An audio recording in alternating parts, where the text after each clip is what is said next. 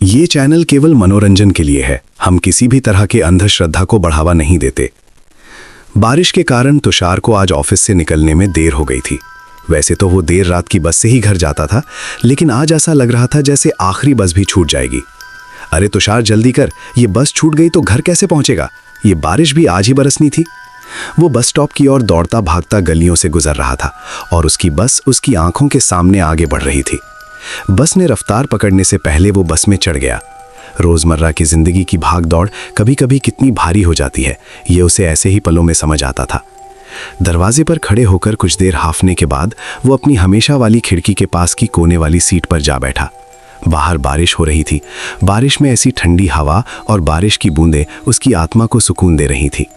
बिजली चमक रही थी और बादल अचानक जोर से गरज रहे थे। बस पकड़ने से पहले पूरी बस खाली थी। आखिरी सीटों पर सिर्फ तुषार ही था। शायद बारिश की वजह से लोग जल्दी निकल गए होंगे, जिससे बस खाली थी। कितना थक गया हूं आज, ये बारिश, ये भाग दौड़। बस थोड़ा आंखें बंद कर लूं, आराम मिलेगा। कुछ देर बैठने के बाद तुषार को नींद आ गई।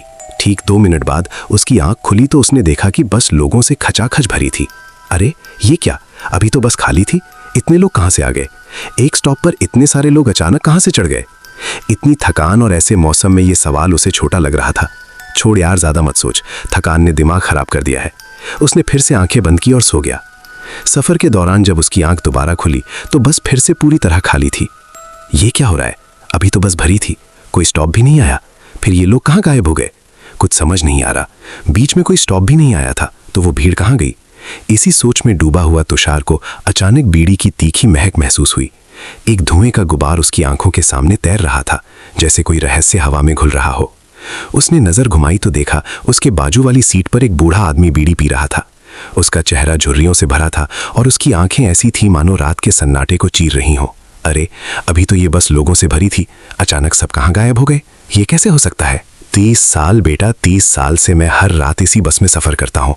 आधी रात के बाद इस बस में कोई इंसान चढ़ने की हिम्मत नहीं करता। भाई साहब, आप भी ना इतने यकीन से कैसे कह सकते हैं ये तो बस बारिश और थकान का असर होगा? कुछ नहीं, तुम्हें लगता है मैं झूठ बोल रहा हूँ। 1 साल पहले इसी स्टॉप पर इसी बस में मैं चढ़ा था, जिस स्टॉप पर अभी बस रुकी थी। उस रात कुछ ऐसा हुआ जो मेरे दिमाग में आज भी चक्कर काटता है। बूढ़े की आवाज में एक अजीब सी ठंडक थी, जैसे वो कोई पुराना रहस्य खोलने वाला हो। उसने अपनी बीड़ी को एक तरफ रखा और तुषार की ओर झुककर बोलना शुरू किया। उस रात बारिश वैसी ही थी जैसी आज है। बस खाली थी सिवाय मेरे। मैं खिड़की के पास बैठा था जब अचानक मुझे लगा कि कोई मुझे देख रहा है। मैंने पलटकर देखा तो एक आदमी सामने की सीट पर बैठा था।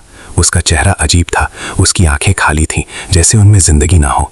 वो चुपचाप मुझे घूर रहा था।